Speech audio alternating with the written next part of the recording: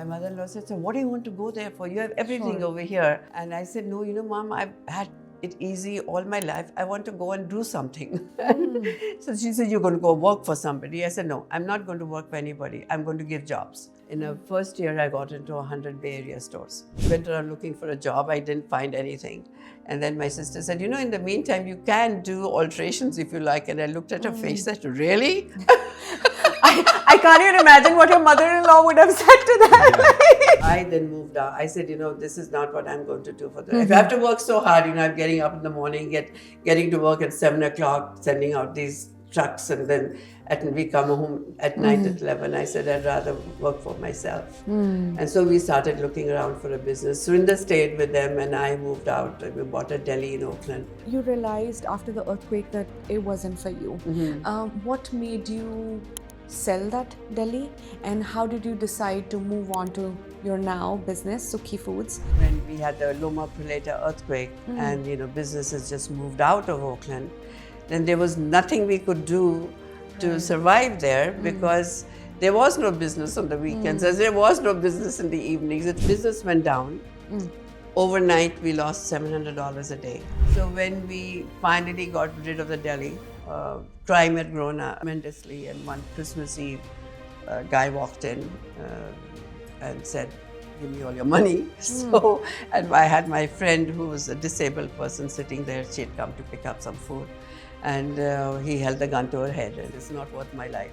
Whatever it gives us, let's get out. I'm not waiting for business to come back. So something we bought for 175, we sold for 60,000 and got out. And he would want Indian food every night. And I like cooking, but I don't like spending hours in the kitchen. Sure, yeah, please. So I used to make these masalas up and keep them in the fridge. Half an hour before he came back from work, I would put 3 pots on, and one rice, one dal, and one chicken, and food used to be ready on the table by the time he came back.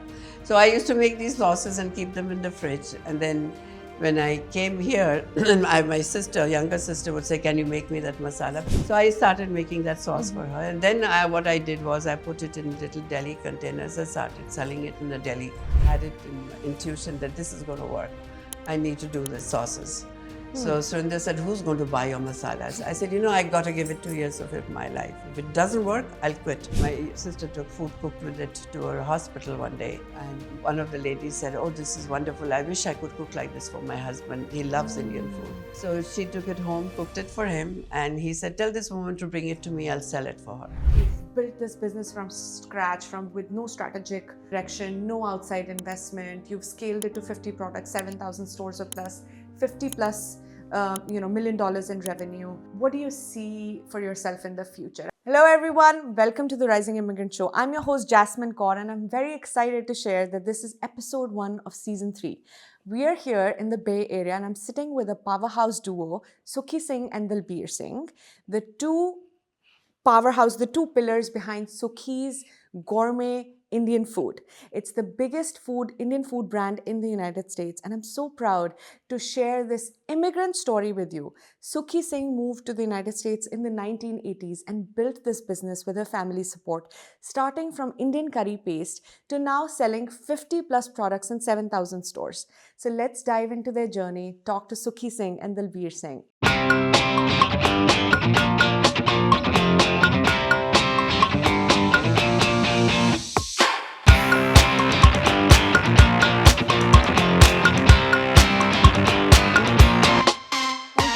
For coming on the show, guys. Thank you. Thank you. It's an honor for me to be sitting in your house here in Alamo and doing this interview with you. I'm so grateful and excited. Thanks for being here. So I'm going to start with you, Sukhi. We're going to start with your journey from the very beginning. I know you moved here with your family, your husband, your kids in the 1980s. Talk to me about your life in India. Where were you born? What was life like as a child? So I was born in Dehradun in India. It's a city which is about 150 miles northeast of Delhi. My parents had just gone there for a holiday in 1947 when the partition took place, and they couldn't go back home. So they were there. My mother both of them were doctors. My mother was a gynecologist and my father was a pathologist. But my mother was very interested in her profession. And my father looks like it was a mistake. He loved food. He wanted to be doing food all the time. So anyway, so we grew up with, totally starting off life afresh. They didn't have any property. So gradually they grew. But it was tough because my father had 7 sisters. My mother had 4 sisters. And as they kept coming across and having left everything in Pakistan, everybody was, really needed help in settling down. So between people coming for treatment, deliveries and all that. So we always had a house full of food, but very simple. So we grew up like that. And then, of course, I got married. My husband was in the Indian Air Force. Was he from Dehradun as well originally? He wasn't born there. He was born in Amritsar, but his grandparents were there. Oh, got it. So it was like a family home that they would come back to in the holidays. So was your marriage arranged marriage? I won't talk about that. That's a good question. I mean, now you have like 3 fully grown adult children. I guess you could talk about it. That's actually a great story. So I said for that, it was the opposite. I selected my husband. Love marriage? No. Such a taboo. Okay, you talk to me. He didn't know. Actually, his sister and I were the same age, and we would be getting together in the summers when they would come.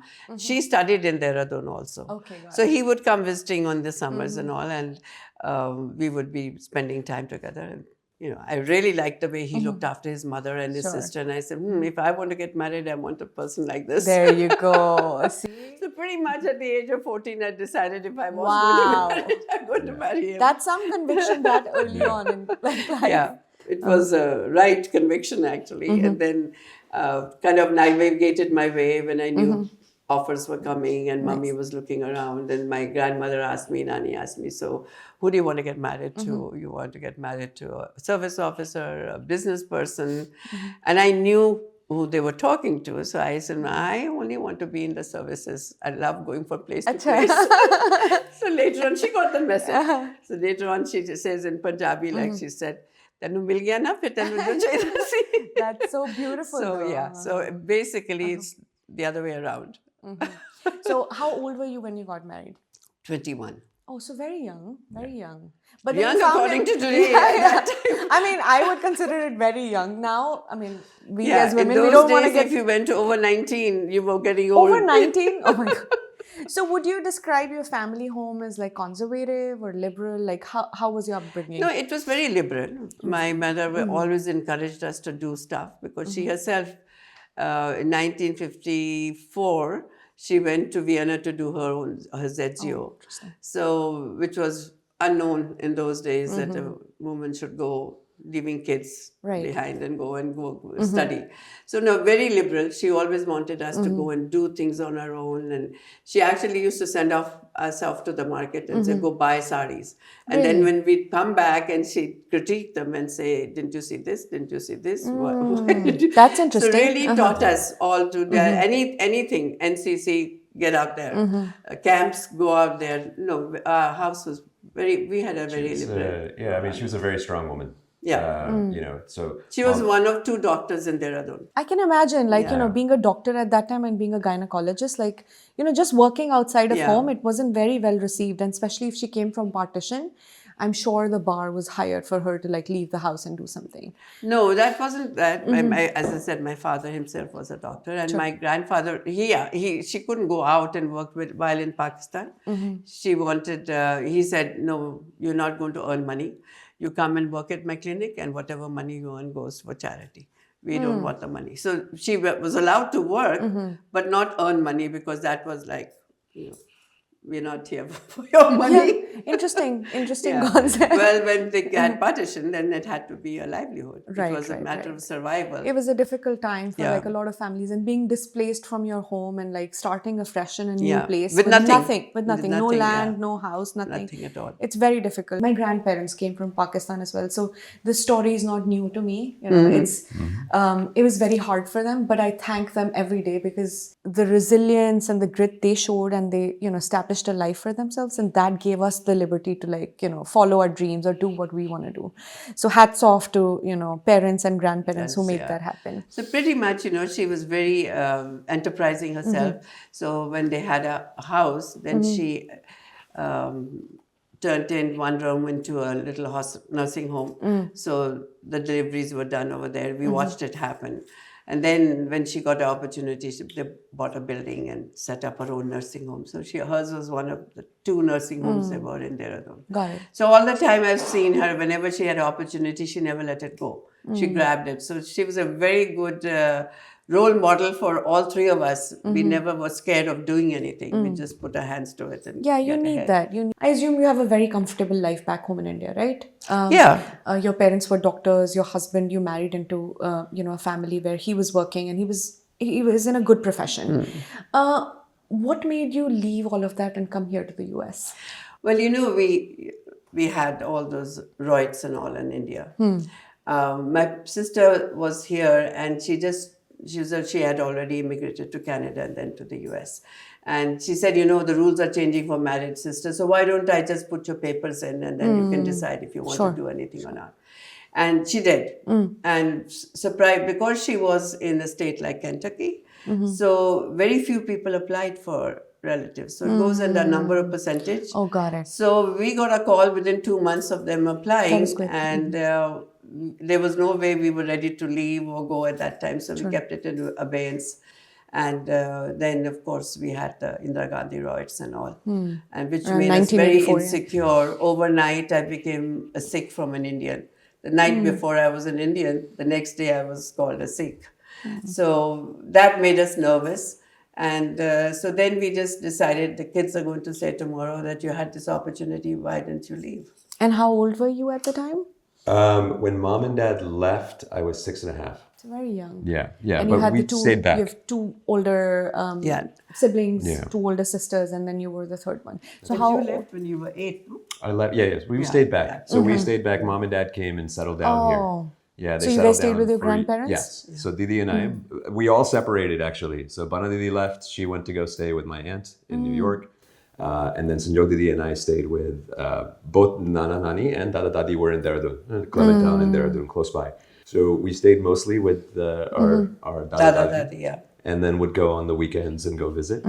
But yeah, we stayed there for a year and a half, almost 2 years. So how did that feel? It was definitely interesting. I mean, it was wonderful because we were very close to both sets of grandparents, and so it didn't feel like mom and dad are gone. But yeah, we missed them, and we waited until they came back fairly often, and while they were here, and it was great. But those were very formative years for me. I'm sure, There, I learned a lot of things in India at that time that stayed with me my whole life. So, Do you have any feelings about that decision? Like, did you have any feelings when you were a kid, or you were indifferent? I think it was mostly exciting. Exciting, For us. We're going to America. I think America at that time, during the 1980s, and it was something that everyone aspired to. Sure. And wanted to come here, and so it was just like very exciting. And I remember the first time I came here and I saw a vacuum for the first time. All I wanted to do every day, I was like, I'll do the vacuum. I'll vacuum every day.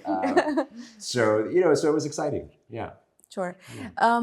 So for the 2 years that you were away, what were you and your husband sort of, trying to do here? Like, were you trying to get a job or set up a business? Like, talk to me about those 2 years. So, in India, we were very well placed. We had property, we rented out shops. I was running a preschool and nursery myself in Missouri, where we were before we came here. And my mother-in-law said, so what do you want to go there for? You have everything over here. And I said, no, Mom, I've had it easy all my life. I want to go and do something. So she said, you're going to go work for somebody. I said, no, I'm not going to work for anybody. I'm going to give jobs. It was just something I threw out without thinking about it. But basically, that's what we had planned to do also. I said, we'll go and do some kind of business.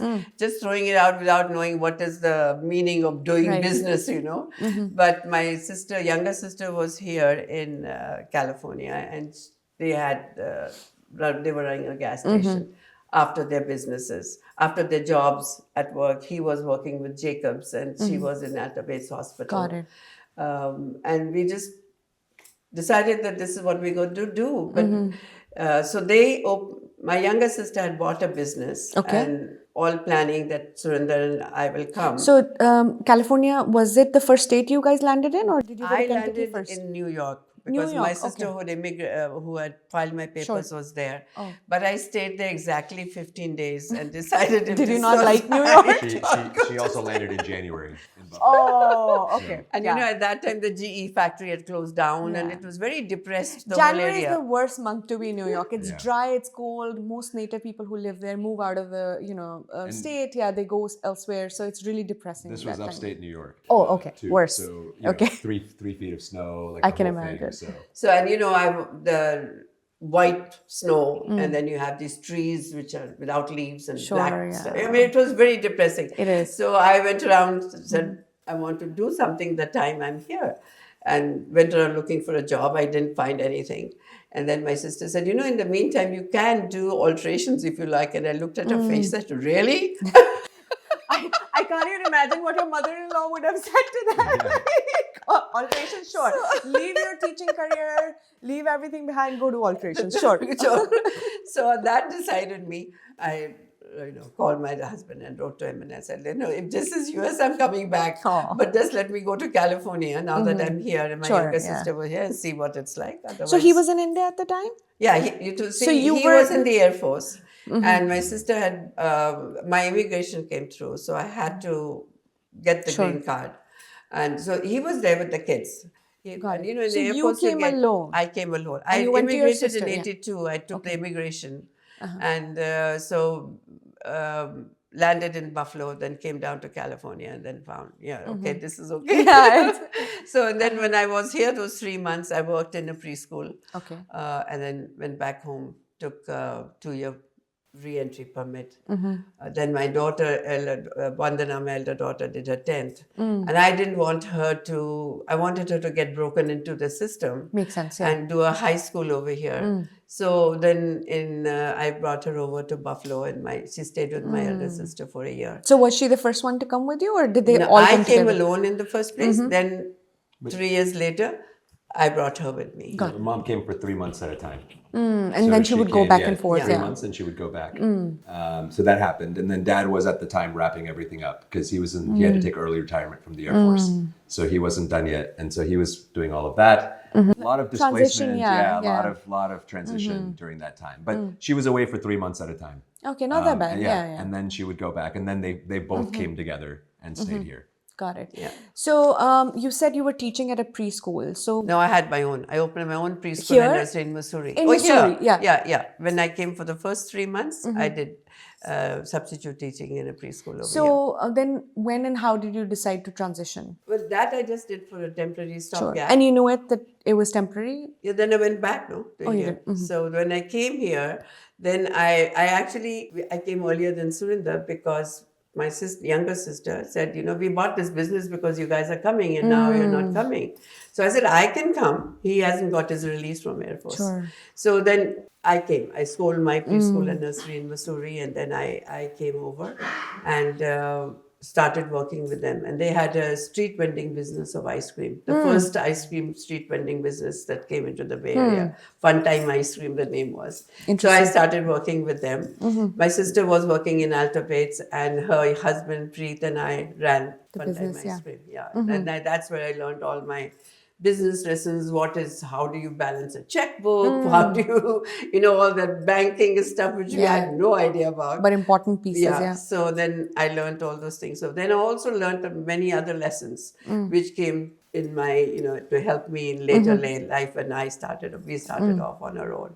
So we had these trucks and they were new to it also. And so we had 6 trucks packed up, engines packed up in the first year.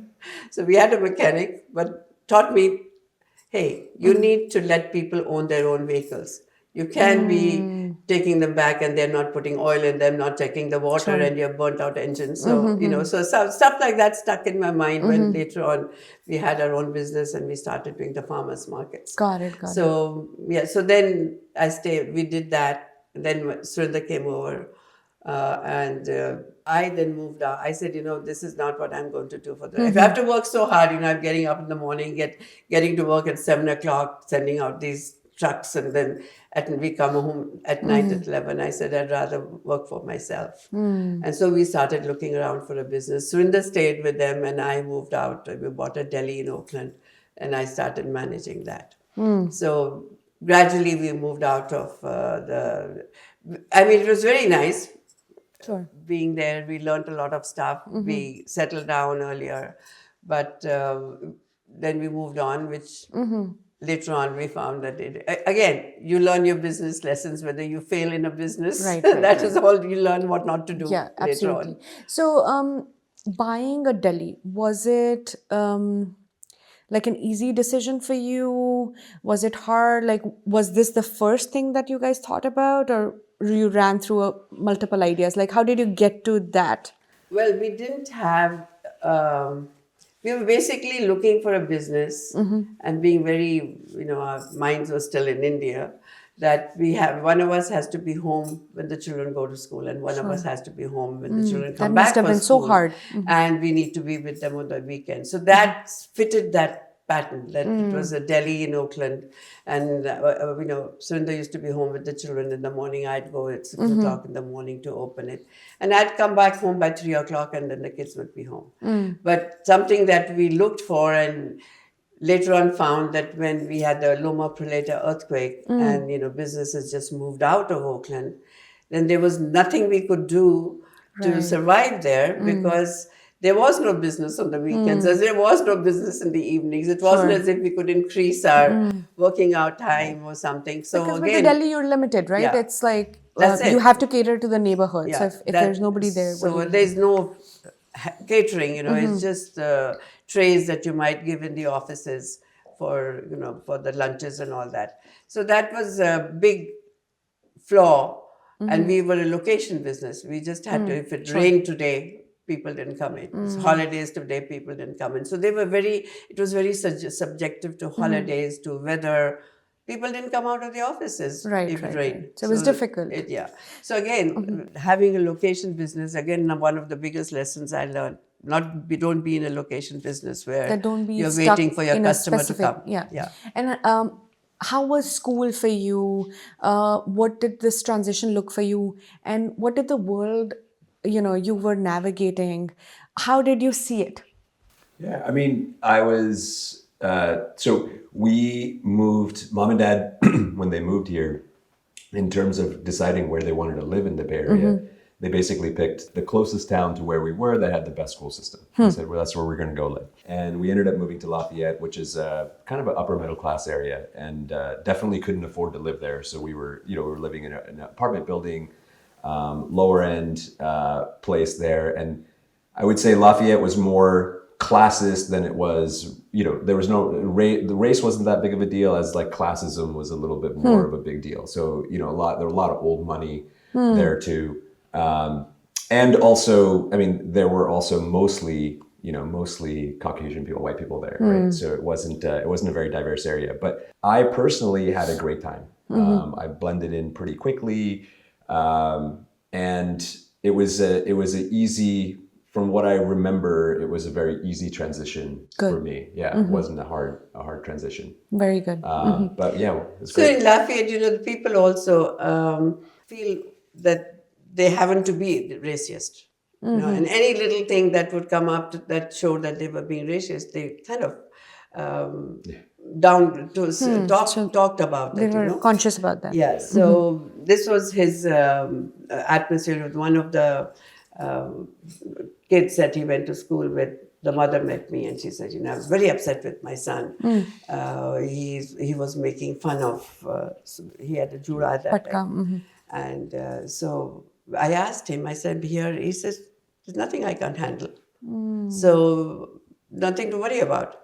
So Yeah, That's easy. really- I mean, mom and dad were very cognizant of, they put me into martial arts very quickly for confidence building and things like that. But again, I mean, Lafayette was it was an interesting area. It was more, the parents were very interested in their kids having the right values. But being exposed to diversity. Right. So from that angle, they were like, okay, Dalbir, come over after school. We want our kids to be exposed to. Sure. Not that they said that to him, but that. Yeah, That was but the sort intention. of the- But that you're was trying sort to of say they the- were very accepting of like new cultures or Yeah. new religions or just people who are different. Yes, Yeah. it was definitely a very interesting place to grow up, but the transition was easy. Yeah, the transition was easy. Very for me. good. We were very lucky. We didn't have the money to have a home. Sure. So we were in an apartment building. But because of that, all the people around you, they found a meant, wonderful community. wonderful community. It was a closer knit community. Yeah. So there was one lady over there who was downstairs, Louise, and I started suffering from thyroid, which we couldn't recognize and stuff, because I would come back from work from the Delhi and I used to be so exhausted, I didn't want to talk to anybody. So Louise would take these kids downstairs and take care of their food, give them tea, and That's so talk to beautiful, them. having So that. we used to call her the white grandma. Yeah, she was So special. Yeah, she was our introduction. Actually, she was a big part of our transition. She was sort of our introduction into everything American culture. She showed me how to make pancakes. Oh. When you flip the pancakes over, I still remember to this day. Make sure the bubbles are there. Yeah. When the bubbles are there, you can flip it over. Waffles. I mean, through food mostly, but also other culture, baseball, all kinds of things. She introduced us to and showed us. So we have very very fond memories of her. That's beautiful. And And then having someone, having someone to help you transition, Yeah. I think that's the best part, right? Yeah. Like if somebody holds your hand and Yeah. leads you and makes you a part of the community, I think that's a blessing. So, and there was another lady, older person, Lady Marguerite over there, who's an artist. Beautiful paintings and all sold everywhere. So when we were doing, and we would sit downstairs near the swimming pool and chat and have fun. And when we started this, I wanted a label for my bottles. And so she said, I took this Natraj. And I said, I want this on the label. So she went into the history of Natraj and, drew it exactly the way it's supposed to be. And that became my logo on my first label. Wow. Wow. I'm going to go back to the Delhi. So you realized after the earthquake that it wasn't for you. What made you sell that Delhi? And how did you decide to move on to your now business, Sukhi Foods? Talk to me about that transition and how did you make that decision? So, business went down. Overnight, we lost $700 a day because it was not there. People were gone whom we had paid for. In a Delhi is a Delhi, it could be anywhere, but it's a customer base that you pay for, and the customers are gone. But then not having done business, I said, okay, so this place will get repaired, people will come back. But that doesn't happen. The customers who were used to coming there are not there. And new places open up, which are not smelling of bacon, which we used to make in the morning. And there's a coffee, the Primo coffee came up right, kitty corner outside. So I lost my morning trade to her. Only the ones who used to come and sit down and all. The coffee is the thing that you make most money in. And that went off because there were 6 choices of coffee, donuts, pastries. And this was a breakfast and lunch place, which was a very different atmosphere. And for that whole year, we didn't have any money to put back into redoing the place. So it went down. And then there I have to go back a little bit. We were posted to London through the Air Force with my husband, and he would want Indian food every night. And I like cooking, but I don't like spending hours in the kitchen. Sure, yeah, please. So I used to make these masalas up and keep them in the fridge and roam around Oxford Street in the morning or go do whatever I want and then come back. And half an hour before he came back from work, I would put 3 pots on, and one rice, one dal, and one chicken, and that's it. And food used to be ready on the table by the time he came back. So I used to make these sauces and keep them in the fridge. And then when I came here, my younger sister would say, can you make me that masala? Because she was working herself 2 times. She used to help run the business, the Fun Time Ice Cream, in the evening. And in the morning, she was working in the hospital. So I started making that sauce for her. And then what I did was I put it in little deli containers. I started selling it in the deli to add a little income. Got it. And it started selling. People who moved out of the area also came back to buy it. And so that told me that there is a need and an acceptance of the product.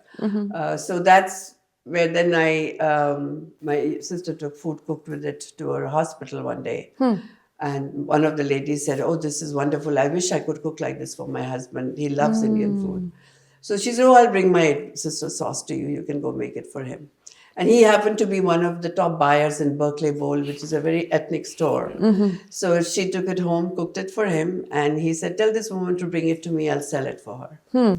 So I just started putting it in little deli tubs, Sukhi's curry paste with computer printed labels. And I went there and he put it on his, Wow. and that's where it started. Basically, that's where it started, and it sold. So I would go there again and put it back. I mean, it gave me the fact that this is something that is needed out there. So when we finally got rid of the deli, crime had grown, tremendously. And one Christmas Eve, a guy walked in and said, give me all your money. So, and I had my friend who was a disabled person sitting there. She had come to pick up some food. And he held a gun to her head, and it was just a very frightening thing. And I told, we decided, I said, this is not worth my life. Whatever it gives us, let's get out. I'm not waiting for business to come back. It's not going to happen. So something we bought for 175, we sold for 60,000 and got out. And at that time was a decision time, so whether I was going to go for a job or do something else. And I just had it in my intuition that this is going to work. I need to do the sauces. So Surinder said, who's going to buy your masalas? I said, I got to give it 2 years of my life. If it doesn't work, I'll quit.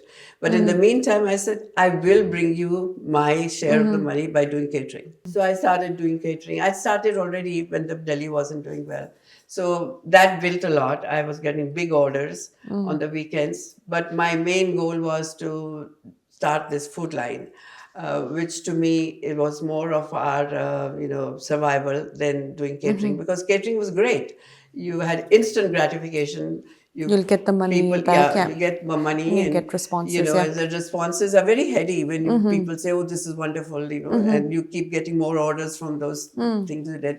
But again, it was something which was not going to take me anywhere. I took myself out. There was nothing left. Right. You work so So it hard. was dependent on you. It's dependent on you. But you needed it to keep you afloat. I had to, because that was also our seed money to go buy bottles and buy spices and everything. But what gave you that conviction that it was going to work? Because Indian food at scale, nobody had probably heard of it, right? Even now, there's only a few players in this sector. There's lots of Indian restaurants. Because I feel like the community feels that's an easy business, but packaged Indian food, how did you, think that it was going to work? You know what? I have no answers to that. I just knew it. You had a gut feeling I about had it. a gut feeling. But I think it's important to put the context out, right? There wasn't this plan that we're going to be in 7,000 stores or do this big company. It was more, I can sell, someone asked for the product, you take it to the store, it's sold, great. So it was are there more need-based. stores? Yeah. Are there more stores that we can sell at? Okay, there are similar stores here. So there wasn't like a business plan or this grand plan that there's a market and this is the market size and this is how we're going to do it. None of it. We didn't know anything. You just took one day at a time. Yeah. You took what was coming in and you just responded to that. Yeah. And was cooking your passion in the first place? Like, were you a cook? No, Because you were teaching back in India, right? Yeah, I was teaching. But food was, as I told you, my father was a big foodie. So we were in Dehradun, and you had the Doon School was a public school there. The cook over there was a Gourmet cook who was going away on retirement. And my father gave him 300 rupees in those days. I'm talking about early 1960s. And he came home and he taught us how to make truffle pudding, how to make meat pies. In India? In India. Wow. So he bought a Westinghouse oven for us, and we had to do all the. So the food was a part of us. And I distinctly remember my grandmother, how she used to cook. And she had a cook for her who used to make food outside in the courtyard on what we call a chula. And I can still smell the bingan aloo that called the eggplant and potatoes that she would cook there. So, I used to see, I loved doing the tandoor. I was doing the tandoor when I was 13 years old. My aunts used to come home and they were looking after my grandparents because mom was working. So we always had one aunt or the other in the house helping to take care of the grandparents. And then her family would keep coming. So food was there all over, all the time. And so had my arm burnt in places, but I did all that. That was part of us. You know, in the winter we're making these little balls called pinia. And so I have that recipe in my head because every winter my dad was into it and his sisters were around and he would love having all this food and also we grew with it. And I did like cooking, but again, as I said, I had to do everything faster. So I didn't want. You also didn't like to waste time. Yeah, waste time. I get it. Yeah. So one of my husband, my father's friend. You were doing a lot. You were raising kids. You were running the business. You couldn't invest so much time in cooking, right? It probably over came here. Yeah. No, I'm talking about India. In India. Then I was not married even. But you know, it was one of my father's friends who was a doctor with the Air Force, and he used to come and he used to say, oh, he called me Bijli, which means lightning. He said, she's always so fast. So that was a pet name he had given me, and he came over, he says, where's my Bijli? So yeah, it was nice. But yeah, for me, it was everything. I had to do it in a way it was done faster. Look at it and say, okay, so how can I do this faster? Which helped me later. Packaging lines and cooking food. How can you shorten the process? How can you improve on the packaging line? How can you make it faster so you have less money? You're always trying to like save time. Yeah. So now you've sold the deli. You have a product in hand. You're also doing this catering business. How do you scale this product? You said you got that first buyer through your sister and her friend. Where do you guys go from here? So then all I did was I found a place where I could make the food, commercial kitchen. And I rented somebody, there was another Indian food company who used to give food to the stores, fresh food. So Wednesdays, she never used her kitchen. So I rented her kitchen on Wednesdays. And I would go and make the stuff and then sell it to the stores during the week. I bottled it and that's what we did for the first 1 year actually. Then I found that, this is not going to work. I have to go in the morning to pick up bottles from California Glass, then go and pick up the spices, and because it was not my own space. Sure. So it was a lot. It was a lot of work to be done. And then again, I needed a spot where I could put everything. I was just trying to pick up everything, keep bulk of it at home, and then slowly take it to us for cooking. So luckily, I talked to my sister. I don't know who else I talked to. I said, I need a space. And somebody called me out of the blue one day. They said, I hear you're looking for a space. I said, yeah, but I don't want a 5,000 square foot space because I can't afford it. He said, well, no, these are smaller units in San Leandro. So when he told me, he said 75 cents a square foot, I said, wow. And then 1,100 square feet each. So that seemed something that I could manage to step up for. And so then I went to see it. I was keeping my hands and fingers crossed. It was the most amazing space which God sent to me, which really Westgate Business Center there is in San Leandro. So the first floor is all retail. It used to be Costco, used to be there, Office Depot and all. Interesting. And second floor, they had made into small units that they were renting out, which was at this. And then the place was locked up at 6 o'clock in the evening. You had to get in with a code. Very safe. There was no this thing. And the whole inside, the bathrooms all maintained by the offices and by the management. And we had these spaces and I put my kitchen up there. That's amazing. So we were very, very lucky to find that. Until now, I asked him, I said, so who gave you my number? He said, I don't know. It was sitting on my table. So I thought of calling you. It's amazing how life works out, right? Yeah, exactly. I'm going to go back to when you said you were going to these stores to sell the curry paste, right? Early 90s, Indian food in the grocery stores wasn't like very common. So how do you explain your product? So again, because, the reason why I made these sauces was that I was finding our kids don't want to cook Indian food. They don't want to spend so long in the kitchen. So I said, we have to come up with some halfway houses which make it simple for them and they get used to the flavors, at least in cooking. That's where I made the sauces.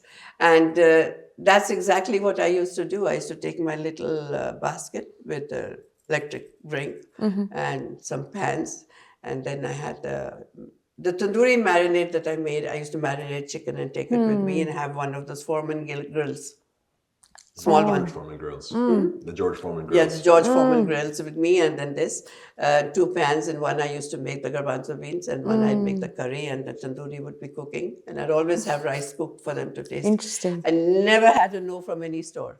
Whenever I So went they in, let you set it up and like they serve it said, to the "Oh, customers. this Yeah. is no." So there were two parts, right? So mom would take this to the buyers and sell the buyers first on the product to let me Got it. So let her you put- would make them try the food Yeah. cooked with these curry Yeah. sauces and then go well, from cook there. it for Cook it them, for them. on right the in front of spot. their On the eyes. spot. Yeah, so she would just call, ask for an appointment. Can I talk to the buyer? They would say yes. She would walk in, set up her whole thing, and they would be kind of blown away by it too, because people don't take the initiative to do something like that, right? Right. People will either send samples in or whatever it is, and she would come in and do this whole presentation. She would demonstrate how you would use that product and make it. And they would see it, and all of a sudden, they would say, "Fine, let's do it. Let's put it." And in." they'd eat it, Yeah. And I haven't yet met a person who doesn't like Indian food after tasting it. So it was an instant this thing. So when can you bring it in?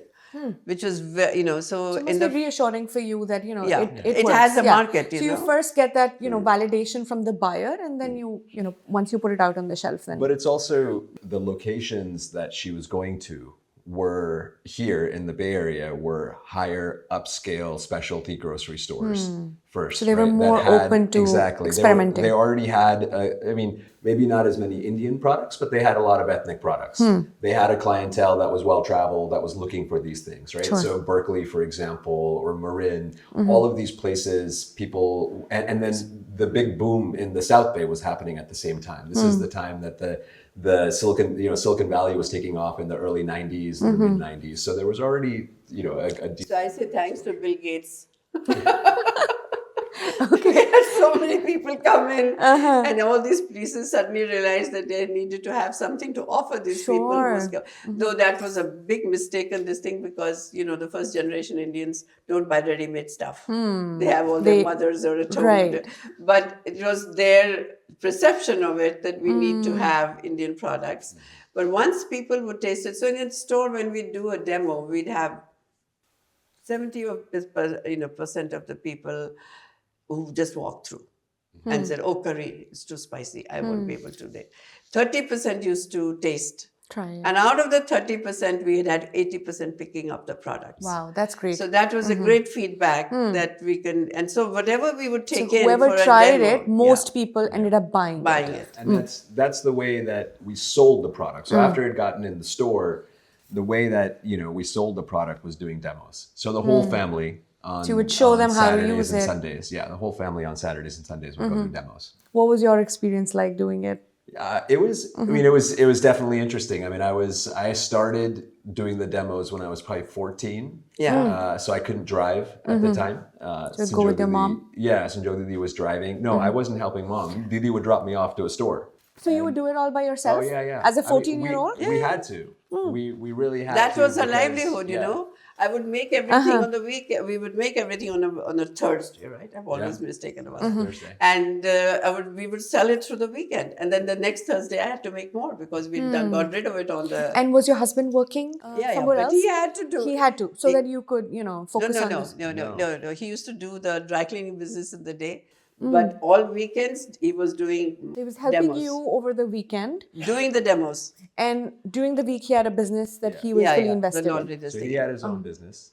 Both the Didis had multiple jobs during the week. I was in school. I couldn't work at the time. So Thursdays we would rent the kitchen. Mom would get there in the morning. Dad would get there after work. All of us would get there after school. We would pack bottles till about 1 o'clock in the morning. Mom would have sold it during the week. Then on the weekends, starting Saturday at 8 a.m., we'd start chopping chicken in the house and filling these containers with chopped chicken, chanas, cans of garbanzos, and everyone would spread out. So Didi would drop me off to a store. She would go to a different store. Mom would go to a store. Dad would go to a store. We'd do our demos. Sometimes we'd do 2 demos in a day. So she'd pick me up and drop me to another store. And we'd do our demos. And that's how we, that's what it was, because it was a way to pay the rent. It wasn't, again, it wasn't this business. It wasn't plan. a choice. It wasn't a choice. That was where the So you money had was to do coming it. from. That's what, You had to do it. Yeah. How did you feel about your kids getting involved in it? how did you see it? Like, as a mom? No, they loved doing it. They wanted to be a part of the whole thing. And my elder daughter, of course, Bandhan, pretty much got married by then. She was working full Yeah, time in Target, at Target. in retail. Yeah. So how old were you at this time? Like when you were like actively selling? 35. Was I? 45. 45. I don't know. So what? It's 19. I'm 47 born. So So this 92, you were 45. Wow. Yeah. So it's not like, like how you hear this narrative out, right? Like you got to start early, otherwise you miss the boat. Like, especially when we talk about entrepreneurship, starting a business at 45 is not an easy feat. Yeah. Having 3 children and one in school to working out, husband having another business. How did you, manage it all, especially being a woman entrepreneur? Entrepreneurship is glorified now. It's a big word. But back then, I don't didn't think I was an entrepreneur. I needed to get money on the food on the table. So it was need-based. Yeah, it was need-based, totally. And that's how I looked at it when I rented the place in San Leandro. I thought, if I can sell $10,000 a month, I'm fine. I can bring home $3,000. And that, so everybody asked me, so what was your vision? I said, my vision was the next day. Okay, so, and Just get by.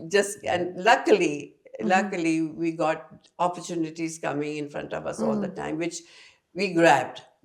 We didn't walk away saying, oh, this is too much work or something. It didn't go, the work was something that we will find later what to do. But if opportunity came, like, while I was doing this catering, the Sikh Foundation had their silver anniversary. And this lady approached me and said, we want food for the fund. And they were doing this event in the Golden Gate Museum. It was a year of the woman or something. And she said, I want to give the contract to a woman. So Dr. Kapani was the Sikh Foundation head. So his wife came, and so Dr. Kapani was from Dehradun. My dad knew him and all. Oh. So then I said, fine. So again, how I'm going to do it? You just took it. That was something I said, I'll find out later. But the fact that I could get this bunch of money together in my hand was a big thing. So, and also, Sundar had gone to India that time.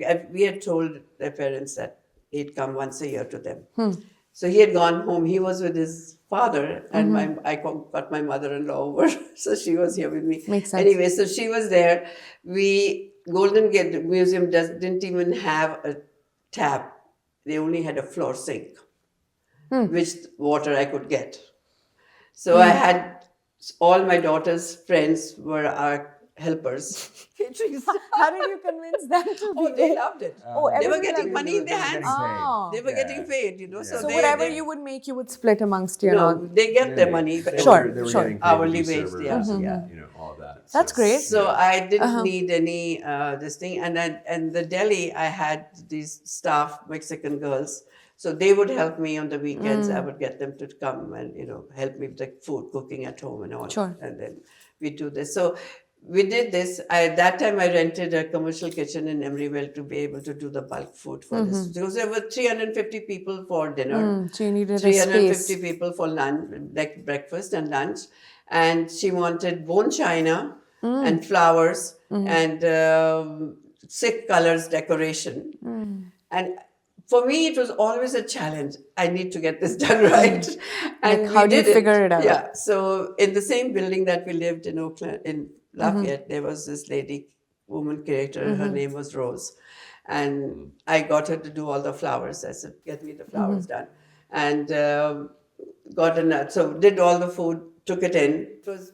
It was done. And the next, when they got paid, I got an $8,000 check in my hand. It was the first big check, and wow, this is amazing. So then, subsequently, I even did 2,000 people, 1,500 people. We had in the Hayward Centennial Hall, and they had huge kitchen facilities.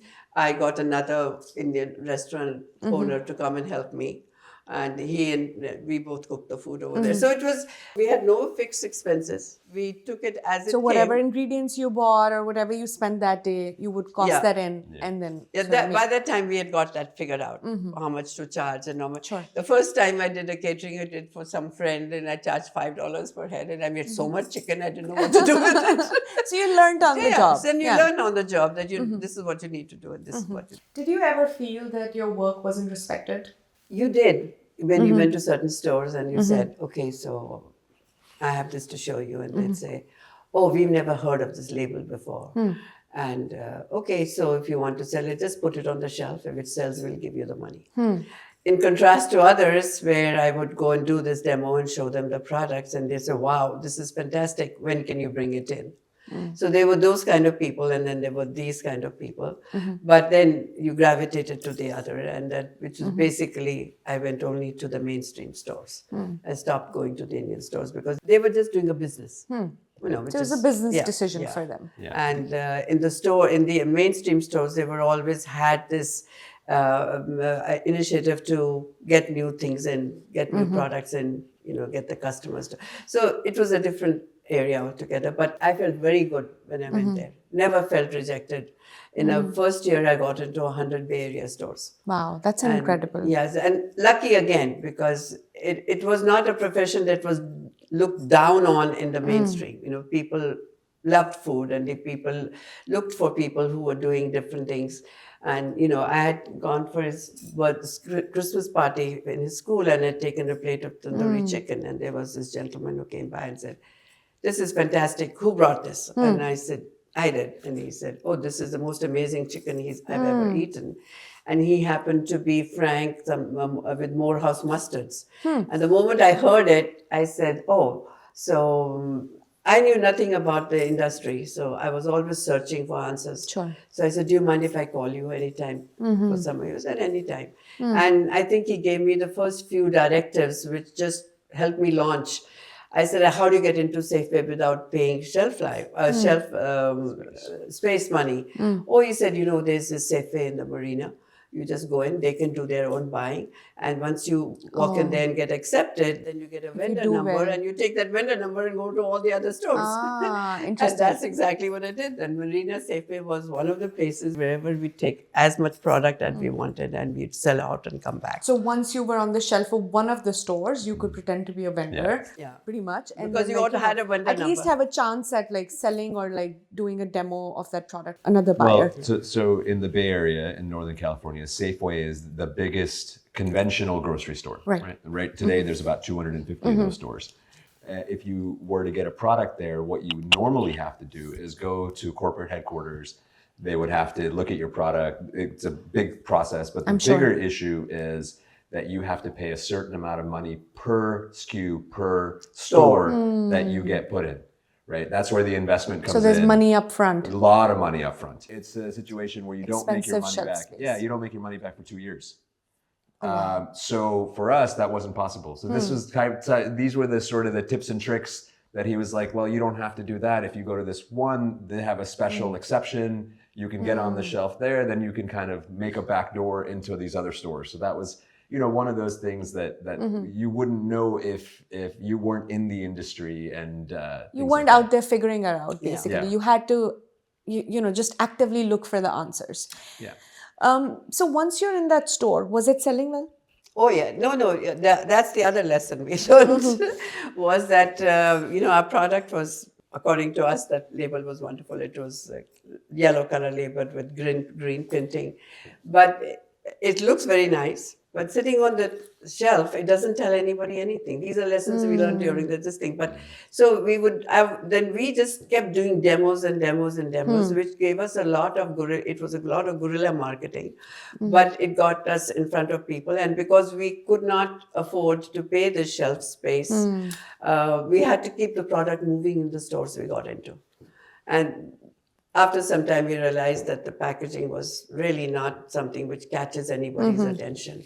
And so we had to do this. That's the way we did it. But lessons learned again, you know, packaging is very important. And again, I had to make a living. So I was not so much into, I'm only going to do this. So one day I was doing a demo in Whole Foods in Palo Alto, and this lady came by and she said, I love your products, never go out of business. And by the time we were wondering, how long do we have to do these demos to make a living out of this? Sure, yeah, it's a lot of work, because right? all the kids, all our weekends were going in this. So I asked her, I said, do you mind if I ask you some questions? She said, no, go ahead. She said, so how many times do you cook for this? She said, well, we eat at home maybe 3 times a week. So definitely I cook with it once a month. So, That's not enough for you as a business owner. so this boy, I thought to myself, I said, this 8-ounce bottle of curry paste, which I'm very proudly saying will cook 3 pounds of food for you, is going to last her, what, 6 months? And how many bottles do I need to make So a living? you need to go through them quickly Yeah. so that you are able to make money, right? Money. You So want I people was- to buy more. Well, what was interesting actually of this whole thing was not only was it, from our perspective, it was, Mom was saying, it's a great value, right? You have this $4 jar of curry paste will make you 4 to 5 pounds of curry. And so that's, 20 servings, and how wonderful of a value is it? From their perspective, they never looked at it that way. From their perspective, people were looking at it and saying, gosh, when am I going to make 5 pounds of product? How long is it going to take me? It's just going to sit in my pantry. I'm not going to go through it. I'm not going to buy it. They would buy it right off the So you bat. would wanna- But yeah, so these are all learnings that you have along the way. So then what size did you So ultimately then started selling? so this is what we did, very reluctantly, like, we have this thing that you need to give value for money, right? Sure. So just give 1 serving. So then we went down to pouches, paste pouches, and they were we were giving 3.5 ounces. Till today, we are doing the same. We're giving 3 ounces of paste. Got it. So a single-use pouch that you can use for like a dish or like one-time dinner and then throw it. Dump it. And then if you want to make more, you need to come back and buy more. There you go. And finally, we were selling this pouch for the same amount of money that we were selling the bottles for. Oh. So So it was a better business decision for you guys Exactly. anyway. But Yeah, like yeah. listening to your consumer was important. at very that. important. Yeah. So that same day, I was checking out some lunch for myself, and this lady was checking out her groceries. And I saw in her groceries, she had this 1 bottle of curry paste, 1 tandoori, and she had about 5 frozen meals. So I said, Sukhi Singh, you're barking up the wrong tree. This frozen meal, she's going to come back next week and buy more. Because they're going to consume it and they Consume would it. want more. So we needed to shift gears and get into the frozen food, or fresh food, which people would finish. So that's the other big lesson that we learned, and we switched gears. That we started. So you just kept listening to your consumer. I think these were all, so some of these things came from the consumer, and some of them were inferences and intuitions by looking at how people are eating food, how people are doing things, right? So some, like that lady was very happy at that time though. She was like, oh, this is great. I make it once in a while and this is it. But it takes a little bit of figuring out, how often is she going to buy it? How many bottles do we need to sell? How many, this one customer that you make at a demo, what is the reoccurring, like how long will it take? How much money can we make off of this one customer? in a Makes year? sense. Yeah. And retention is a big word in the food industry, right? So for that, you have to be in front of them all day, in their faces all the time. So you always have to keep doing demos? Is that what I'm hearing? Yeah, products die. No, not now. Now also, Costco is a big this thing, and we do the road shows, and you're always in front of everybody's face. But I mean, you think about how you as having a young family, how you kind of go through food, right?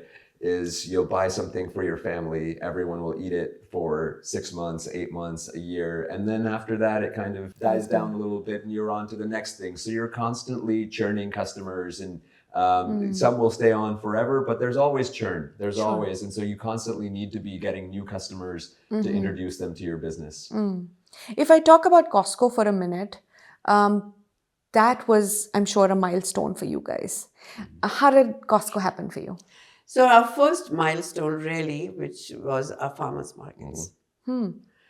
So once we discovered the farmers market route, we said, great, this is... So when I put up this new kitchen, my husband was very fearful. He said, we're going to get into all this electricity bills, telephone bills, rent, this thing, that thing. He says, so what are we going to do? I said, I'll figure out something. So somebody told me about farmers markets, and we went to, I said, who's going to eat curry paste, curry at 7 o'clock in the morning? I found a market that was going to open in the afternoon in Kota So you could Madera. serve it for lunch. Yeah. So I went there and I asked, they said, you need to have a health permit. So I went to the health department and they said, you have to buy a whole year's permit. I said, that's $400. It was tons of money for me at that time. And I said, why can't I get it for a month? And if it works, I'll do it. So he said, no, you buy the whole year or you don't buy it. So I called my husband and he said, do what you like. So I just said, I'm going to take the plunge. Yeah, it was a big, I remember that conversation actually. It was a big conversation around the dinner table. Okay, should we do this or not? And it was for $400. It was $400. It was for the whole year. I think the bigger thing too was like, why are we buying a permit for the entire year? We have no idea. And this is back when farmers markets were just starting out. Right, and you didn't know if it was going to work out or not. Yeah, and there wasn't a lot of prepared foods at the farmers markets. And not only was there not Indian food at the farmers market, there was no prepared foods at the farmers markets. There were very few, right? So mostly produce. And then a few things. There was a sausage company that used to do things and so forth. And mom, you know, again, this is sort of her, she's always been this way from the beginning, which is, let me try it. Let me forward think a little bit here. And she went for it. You know, we had that conversation and she said, I'm going to try it. And that started a big part of our business. So that became a huge part. And then exposure with the farm. And there was this sausage company, Adele Sausages. They were only 25 markets in the Bay Area at that time. And I would say, wow, you're in 25 markets. Anyway, we did the Corte Madera Farmers Market, came back home. We were selling bottles or maybe $3.50 a bottle or something. I came back home with $3.50 that day. I said, here's your money. We made $350 in one day. You know, from the 4 hours. The market was from 3 to 7. There you go. Yeah. So that was I think that day was the most exciting day we'd had. Sure. That, wow. I'm sure very liberating for you that, you know, if I decided on doing something and if it did work out for me, that's great, right? It gives you a kick and a push. Yeah. So then my goal was get into every farmer's market possible. So then I started pushing the farmer's markets. So what were you serving in these farmer's markets? So the first few markets we took a little stove and we'd had this cooking the stuff up in front of people and the aroma would go right across the market and we'd have people lined up to taste. So one fine day, because the market was new in Corte Madera, the health department came in and they said, you can't do this. Why? Why not? So no, you can't cook outside. Oh. So, okay, so what are we going to do then? So then we took, we cooked the food and took it in chafing dishes and this thing.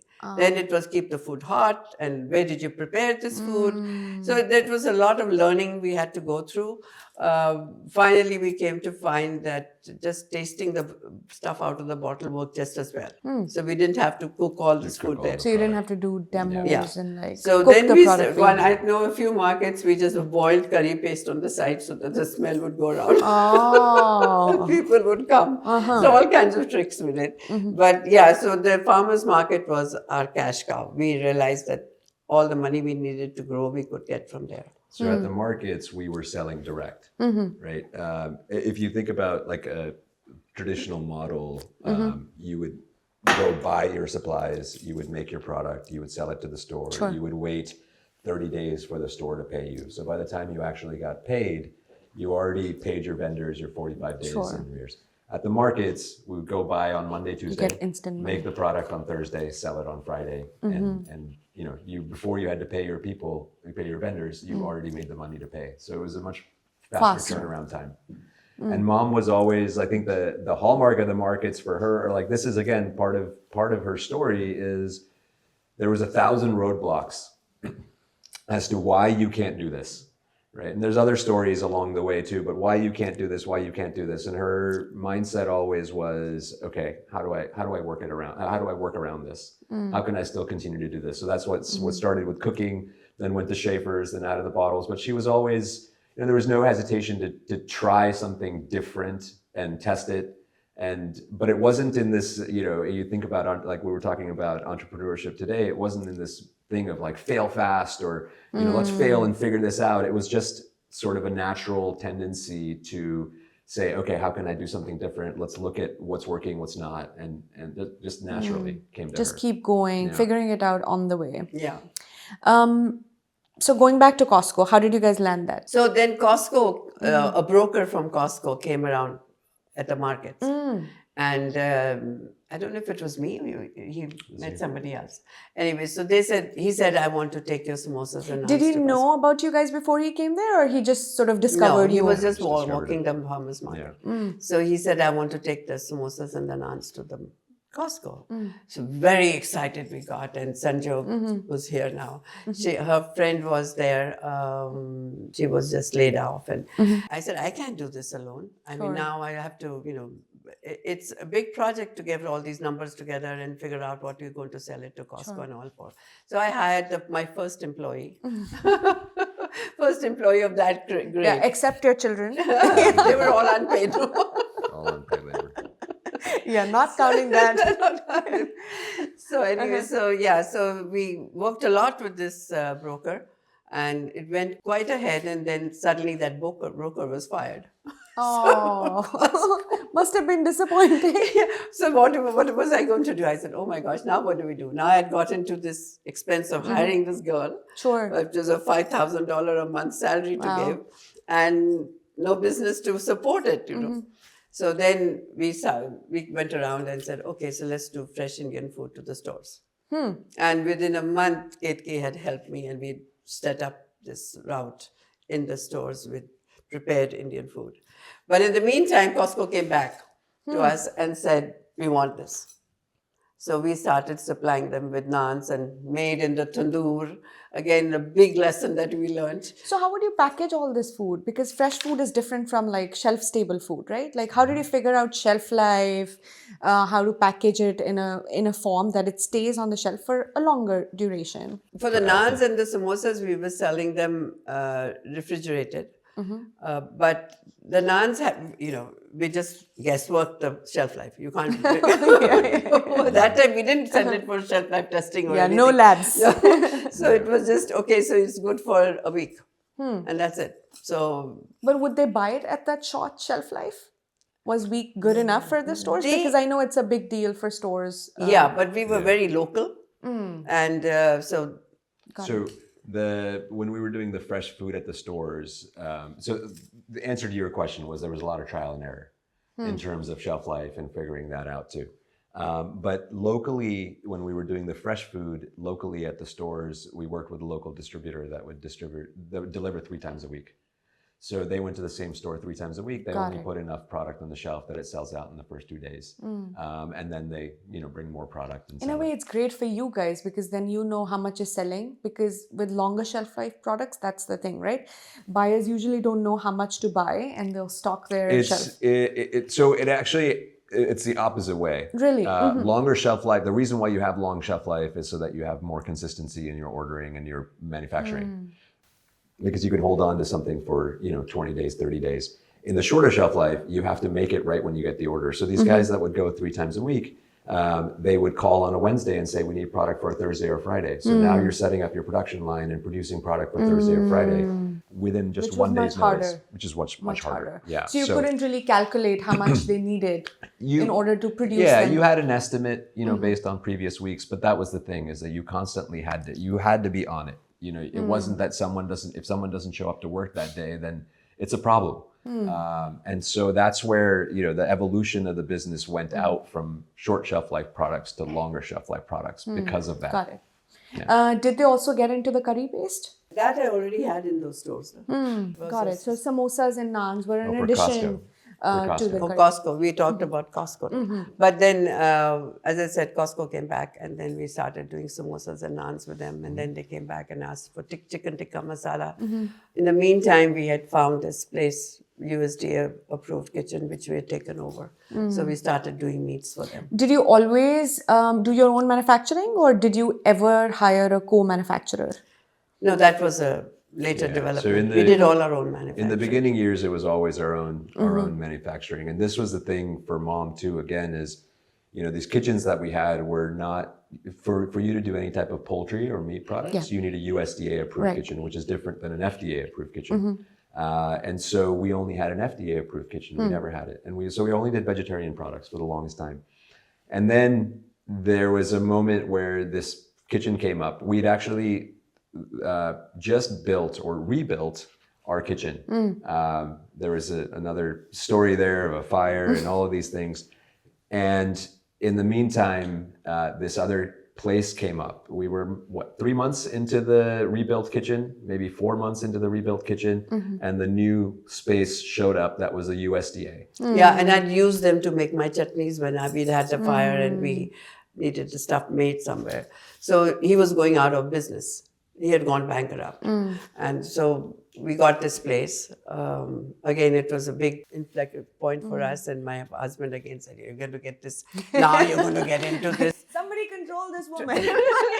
Well, I mean, this was actually a huge part in their thing. There was a lot of, I mean, we had a huge fire at this kitchen, the first kitchen that we'd actually built. And it was a big thing, I mean, for the entire family, because the family's in the business. And Mom and Dad made it through, we all made it through and rebuilt that kitchen. And now 4 months into this rebuilt kitchen, she finds this space. It's a big, this new big, space. big decision. Yeah. So it was like, you know, for all of us, it's like, oh gosh, are you serious? Are we really even considering this? We just got this place rebuilt. But that was her thinking. You felt like you had to take that on. Yeah, otherwise I couldn't grow. Sure. I needed You would have meat. always stayed limited to vegetarian Exactly, food. yeah. And then, you know, from a 5,000 square foot area, then we went into, how big was this? 15,000? 16,000. 16,000 square feet. Big jump. Big jump. And I wasn't going to use the whole of it anyway. Half of it sat empty. Yeah. So then, you know, so again, the same thing came up that, how are you going to do the rent? I said, don't worry about it. We'll figure it out. Yeah, that was going to be my question. Like, where did the money come from? Yeah. So he only signed a 1-year lease. So he said, in case it doesn't work out, then I go. Poor man, I feel sorry for him. He was always badgered. So so then I said, that's fine. So we just took a 1-year lease, but we didn't go back. I said, you know what, I'll just sublease a part of it if we don't use the whole thing. But again, the same thing, it just grew. And so we grew in the farmers markets. So we use the space. So we were talking about how we got into Costco. Yeah. And then how did you guys jump from a kitchen that you guys had just rebuilt into a bigger kitchen and making non-vegetarian food for Costco? You also talked about frozen food entrees in the beginning when we were talking about, you know, you were standing at Whole Foods and buying your product while you saw another woman do that. When did you guys make that jump? Because I'm assuming naan and samosas had a shorter shelf life. Frozen foods can be held at for a year or so, sometimes more. When did that switch happen? And how did you develop those products? Developing was not difficult. I mean, I knew all the food. Sure. So, and they're very typical dishes in Indian food. No, there's chana masala, there is chicken tikka masala, there is palak paneer, or there's mutton, whatever you. So we used to put one dal, one vegetable, and rice, or one dal, one meat, one rice. So we packed these 3 packs. So the naans and the samosas also went to the retail stores because we had in the meantime, because of Costco going away, we had got this retail distributor, and Indian he would food, distribute it to other stores as well. So it was a very good business. It really grew a lot, and then of course there was again what happened, the .com. Crash happened, and then all the grocers at these places went down. So the distributor was having issues, and we also grew bigger in other ways, and we just didn't go. So we stopped that. Yeah. Overnight, we said, this guy's not paying his bills. We can't afford to give away food for free. Sure. But we had started. The farmers' markets had really grown. We'd also figured out a way to hire people, and one of the other lessons I learned, I was just listening to a friend of mine used to do this get people and do a Lakshmi's lounge, and she would interview people. So and I would give her the food for those places. And this guy called Sukhi Singh, he was the head of Clorox and all. So he came there. So she interviewed him, and he said he was a CEO of Vicks Vapor Up in India, and he said they were losing money till he came up with this little 50 paisa container, and nobody ever thought about it. They just spent because the it used money, to come in the bigger bottles and stuff, and that was cheaper packing, and that saved the company. So I said, I had in my head, I said, I need this one item which people will come. Now bottles used to buy, and then again the same thing. First few markets we do amazing, but then when people had got these bottles in their kitchens, and these bottles are sitting in their refrigerators basically, and they're not using enough of it for you to go over it. Exactly. So I said I needed something which they will come back and buy every week. Right. And that's where we came up with the samosas. And that really gave us the money to hire people, basically at the markets. And then we just grew in the markets. And then for the frozen food, it was actually, so Mom had hired Katie, who was sort of the first Official employee. official professional, like a professional. The others were all employee. unofficial. Yeah, all Learning on the unofficial. go. Yeah, we were all, we were all doing it. And Katie decided to go, she got into business school at Kellogg and decided that she wanted to go do that. So she was leaving. And it was sort of another inflection point. And I, at the time, I was always helping Mom with all I was still doing farmers markets. I was still doing all the marketing materials I would do. I was actually working at a software company, at a design software company.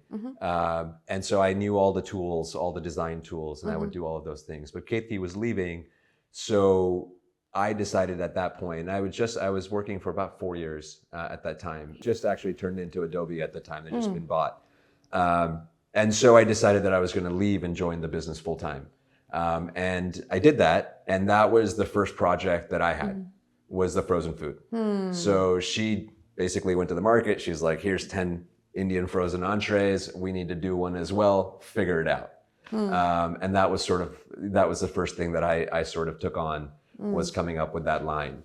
And that's how we started it. And it was very, we started just like everything else that we had done up until that point. It was very humble in its way. We bought literally a hand crank machine that sealed trays 2 at a time. Got it. And we decided that we were going to do it. We had 8 So it was SKUs. all manual in the beginning. Oh yeah. It was totally Everything. all manual in the beginning. I hired someone from Craigslist to do the packaging.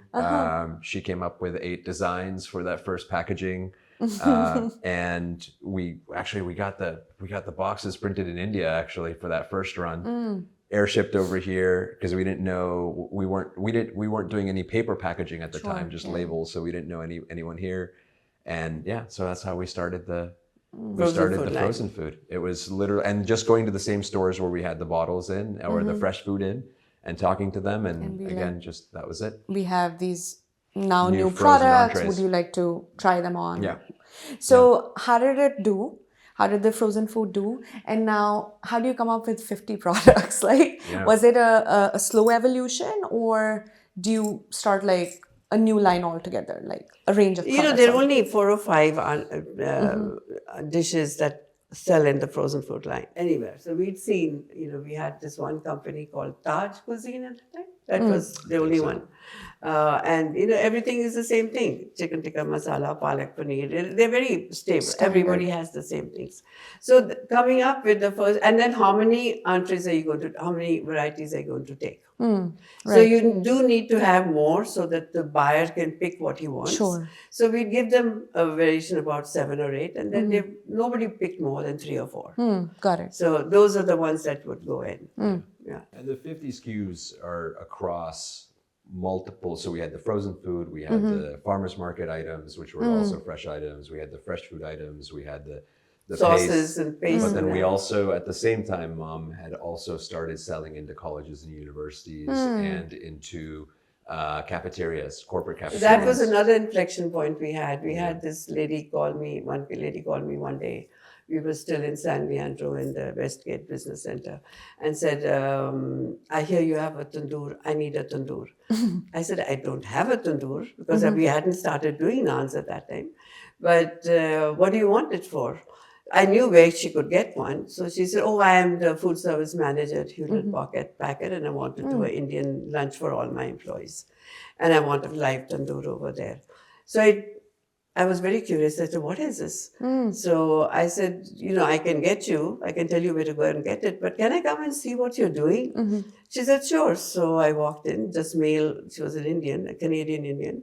And she was a manager there, and I walked into the kitchen with her, and she was standing on this big brazier, roasting the onions for the curry. Oh, wow. And I said, so Jasmeel, just buy my stuff. Why do you need to do this? And any at that time minimum wage was $8. So she says, I said, you can get an $8 an hour employee to do it. You don't have to do this. Right. And that gave me this space, the food service, where I started then selling my sauces to all these companies. So businesses, not direct to consumer. Yeah, and that was a big thing because they would buy $500 to $600 worth of product in one go and finish it. And the next time they wanted to do Indian food, they were ready to buy more. And for you, it was like that one sale versus like convincing like 50 customers, Exactly. right? Yeah, it's easier for the business as well. Easier also. And I mean, it was a bulk sale. And it gave me a whole new avenue of And you could use that money to marketing like space. expand. Yeah. Right. And then and also farmers market was seasonal. So I needed something for the time when markets went down. Sure. And this worked beautifully. I would do all my marketing. Right. Actually, I started with the Bay Area and then went right across the country. I get these food service companies to approve me as a vendor, and then just go and sell to all their units all over the place. That's amazing. So In all of this, did you guys ever think of raising money? we didn't need to. So whatever you'd make, you'd invest it back in the Yeah. business. I mean, we did at one point we did, but it was more from a standpoint of feeling like we didn't know what we were doing. Right, the retail side of the business was growing. Retail is, But we weren't making money at it. yeah, it's a very hard business, and we start doing food shows. Once the brand gets out there, you have a lot of people coming to you saying, and there was a lot of allure to it, right? All of a sudden, someone's like, "Oh, you've got such a wonderful business. You guys are doing so great. Do you ever need money? Let us know." And so, from this standpoint, and then we were feeling like, we figured out some of it, but the retail side was beyond the Bay Area in the frozen space. It's really difficult. And so we didn't feel very confident about growing the business. And so we decided to entertain some of these folks and listen to a couple. And we actually got down to a point where we hired someone to help us do all the modeling and what are we going to use the money for and how is the business going to grow. What was interesting was, it was a culture clash because this business was always profitable for us because it had to be, right? It paid the bills. And once the venture money came in and you had partners come in, they were more worried about growth, right? And so they were now showing projections, or the projections were showing everything that was in the red, right? Because you're spending money and it makes sense. You're going to grow. And so growth is going to take money. And that means that you're not going to make money for a little while, right? You accelerate your growth. That was in contrast to what we had been doing and didn't sit well with us. And it was something that was new to us. Sure. And on top of that, you're adding layers of fat, right? You bring a VC on, they want a management fee. They want these fees. There's fees associated with what they're bringing on board, board meetings, all of these things that we didn't do before. Yeah. And so because we didn't need the money per se, it didn't make sense. So we're like, okay. And all of our salaries were also deflated. They weren't market salaries. Right. So now we're going to pay these VCs management fees. Because you're running this more like a family That's business. right. Yeah. And we're going to stop taking dividends. And so because we're going to stop taking dividends, we're going to increase our salaries to match, to match what it is. So it just didn't work. And so, but we went down the path, and then we decided ultimately that it wasn't the right thing for us. If you talk about now, right, where's the business at right now? And how do you, like, what do you see coming in the future? So, we have exited the business 2 years ago. So basically, the big plan is I'm not involved with that anymore. I love doing I'm doing what I love doing is produce new products. But when we reached a certain point where we were growing in money, but I knew that we were not growing strategically. Whatever business came and we figured out how much money we needed to make and how we had to sell it. But there was no strategic growth, and none of us knew it. They were learning as they went along, and I hadn't been in the retail industry. So at that time, somebody approached us and said, as we have talked to these other people before, and said that I can take this company places. And which sounded very nice. Sure. But we talked to him for a few months and we were still not very unwilling to get somebody else in the business and commit to it, especially when the money need wasn't there to do it. And then one day he just came and said, hey, we're losing time. Let's hit the ground running. this is what I'm going to charge you for managing the business. And after a year, if you think it's not working out, we'll just go our ways. And it just felt right with all of us. You know, we just felt, this guy seems really solid. And we got him in. And he was he's CEO of Adele Sausages, and he had sold Adele's. Got it. They'd gone So he public. was experienced in the Exactly. business. Yeah. He had a lot of retail experience. He had been working in the retail industry since he was 15 years old. Was it hard to part with your family-owned business? They were all working in the business. We were all working in the business. The biggest change was for me because now I was not the order giver. I was going to become an order, which was so. And there's where you know, all these people, especially I'm going to call Sanjog in because she was a big part of this. Sure. Sanjog, would you like to come join us? So Sanjog, you see your mom build this business over time, over the number of years while you were growing up and also sort of trying to figure out your own life here in the US. How did you see her starting this business in the first place and also running this business and your whole family being involved in this? Yeah, I think my mom's always been an entrepreneur. Even when I was growing up as a child, there were baking classes and cooking classes after school. We didn't know what would await us when we came home from school, what project, what tatting and selling hankies while teaching. I mean, she was an entrepreneur through and through. So when we came to the US, of course, we struggled. We knew that they were starting, you know, she was 41 years old. 45. Yeah, Dad was 45, I think. Anyway, your 40th birthday was here. But yeah, she was, you know, we were all grown up. They were starting from scratch. So we kind of worked with them in whatever they were doing. So even at the deli, she was always it was an entrepreneur mindset, right? What is she going to bring in that's new? Sure. So it was organic starting. I mean, she just had this product. We knew she had this product. She was working. The store took it in. And so there were demos on the weekends and farmers markets on the weekends that we did while going to college. All my course mates at Berkeley have been to a farmer's market with me. I heard that earlier in the conversation. Yeah. So, I mean, so it was very much ingrained in part of our everyday life that we did this thing. So officially, I think my first idea that it was going to be official, like this is like a proper thing going, was when I took off 3 months leave from work to launch Costco with my friend. And when my friend joined, Ketki joined. So, you know, working those 3 months kind of gave me a full-time idea of what this was going to be like. So it was always a lot of hustle. There were times that sort of was like, oh, why do we have to do this? You know, because there were other things we wanted to do.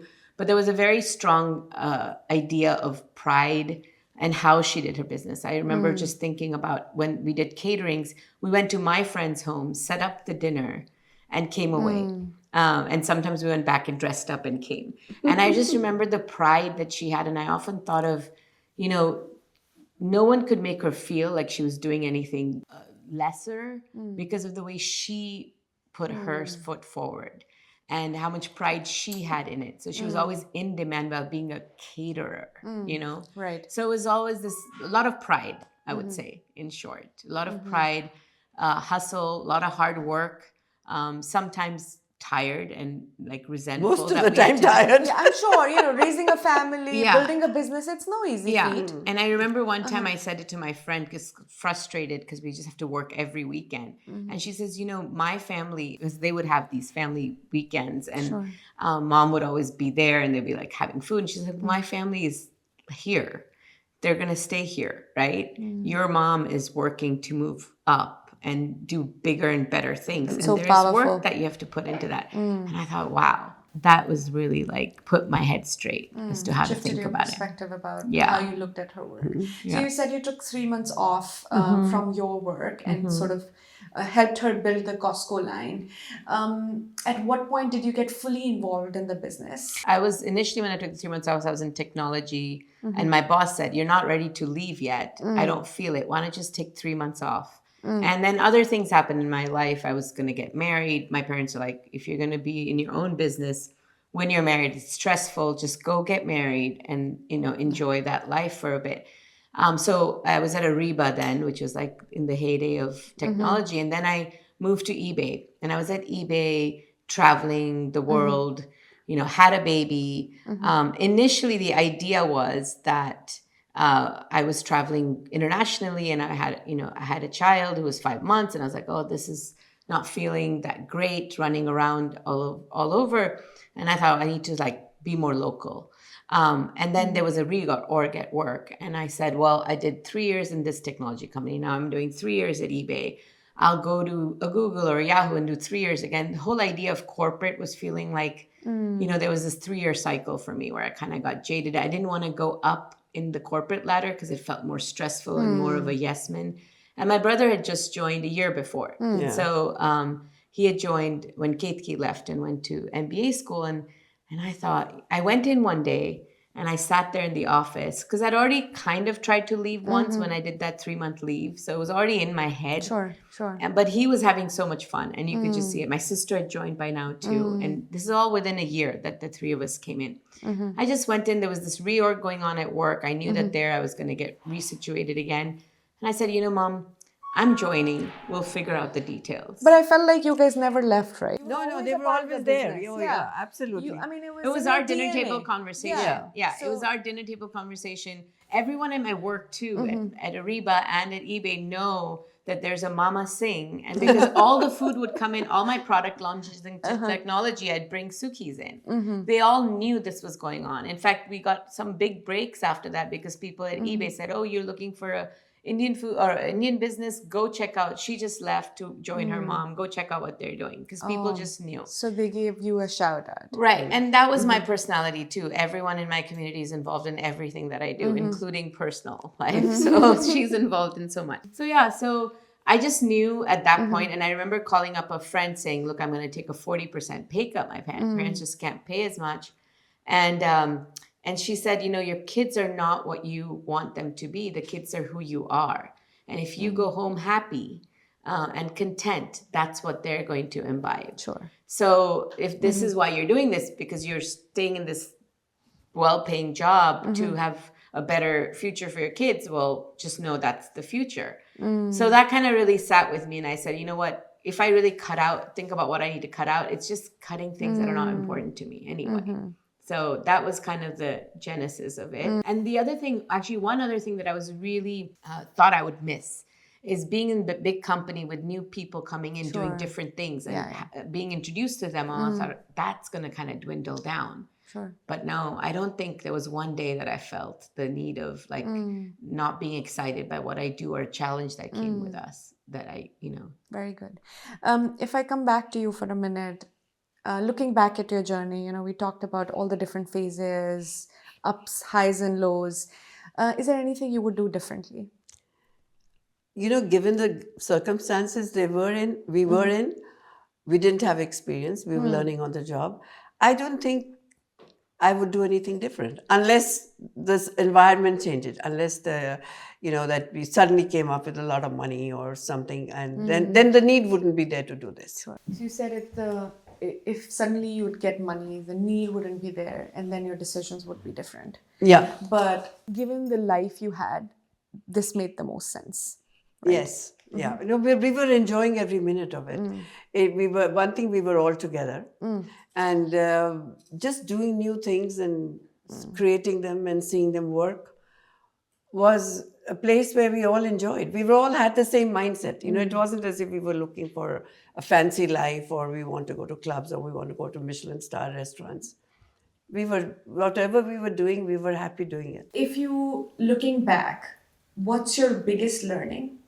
And what is it that you would like to say to a budding entrepreneur or somebody who's, trying to put their roots down? There's always a question I get asked.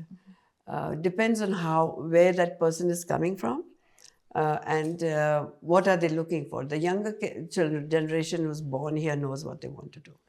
But if you're thinking of people like us who came out as immigrants, and then people have asked, what should I do? And I'm saying it doesn't matter what you do. Go and work at that thing first. See the pitfalls that there are. Like if you're going to run a gas station or you want to buy a gas station, go work in it and see what happens over there. And then decide what you want to do. Because every business had its pitfalls. Like ours had a fixed timing, and we could not improve the business. So same thing, every business has something which is you have to worry about. Would you be able to cope with that? So just understand the business before diving head first. Exactly. Got it. So unless you have a career, I mean, young kids nowadays know exactly what they want to do. So there's not really much that they have questions about. So there's a lot of conviction to start out with. Yeah. I'm going to ask you one question. What are some of the values that you and your family have held on to in this journey where there's been so much transition, right? And those values which might have helped you in your business and also your personal. I think a big part of our journey, and we have to be grateful for it, is that we were a family that worked together. People ask me questions all the time about how is it like to be in a family business and how did you make it work? And that's where the values come in, right? Our values of being direct and honest with each other. And there was a very basic trust. Because of course, we had different working styles. We had personal stuff going on. And I see a lot around me in families where, especially at our age, when the parents are getting older, the siblings kind of have, strife going on. And because we worked through the business and we worked through so many ups and downs, we really know how to communicate with each other. And communication is such a core part of having relationships, whether it's personal or professional. And because our family life and our work life kind of melded, we were able to, even in our professional lives, have the same sort of direct communication, trust and building. And we worked through some hot situations, right? I mean, there were times when people at work had seen me and my brother screaming at each other at times because everything was at work, and we worked out our stuff and we worked it out in the open. So I think that was something I'm really grateful for because it informs me in my personal life as well and all my personal relationships. I think win-win, coming up with interactions, again, because all of this stuff in business and in personal can be one, right? So when we negotiate or when we come up with things to work with, set agreements, they have to be win-win.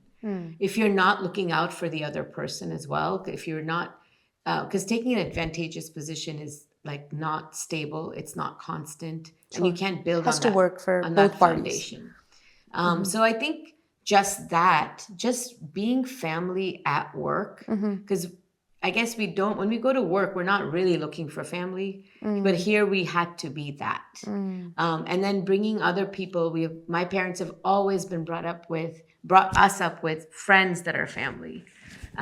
Most of our relatives today are not blood related.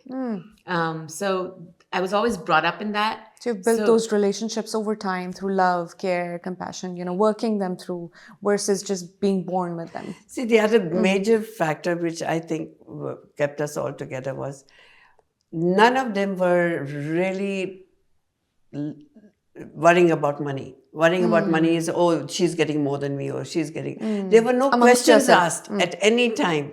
That was not an issue at any point in their whole relationship. They never looked at the checks we gave them. There was a time when Surinder gave Dalbir a raise. That was because he was the first person who joined. And 4 months later, he was doing his yearly taxes. And he says, "Dad, did you give me a raise?" And also, we also made, shares of the company and stuff. And that was the first time we did it. And we kind of worked in our minds that, Dalbir spent the maximum number of years. And then she came in and then my young elder daughter. So accordingly, we made the shares. But then when we had this new person join, we had to redo it. And Dalbir came to us and said, "Listen." Both Dalbir and I. This is not going to be this. It's going to be equal all the way around. Yeah. And so it was equal all the way around. And that is, I think most fights happen over money. Right. And that was never an issue in between them and still isn't. So I think that really kept us all together. Yeah. I think that was very clear to us. Actually, when you were doing this differentiation, I told her at that point, we're still working in the business. Do what you want with your money when you're going. but don't do it now because we're all so vested that we want to have a say at the table. And when we do this uneven, then we're gonna feel Like, and that's one is gonna higher than the other, which you don't want. and it's going to in the disturb growing our years, right? working relationship and our work. But so I mean, they had to do what made sense to them, and they had good merit behind how they were thinking about it. It was a way to think.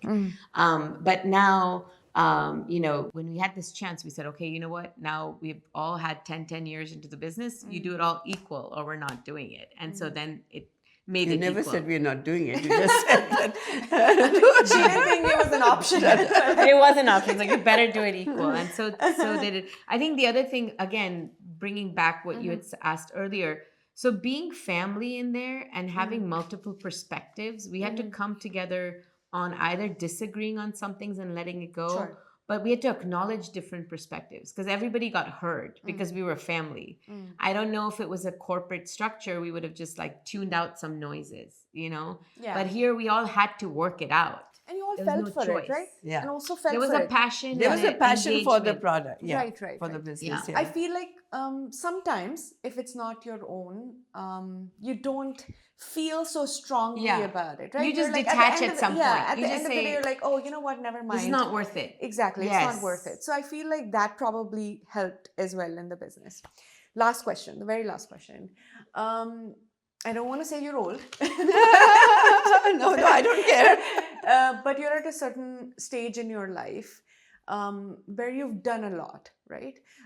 You've built this business from scratch, with no strategic, direction, no outside investment. You've scaled it to 50 products, 7,000 stores or plus, 50 plus, $1 million in revenue.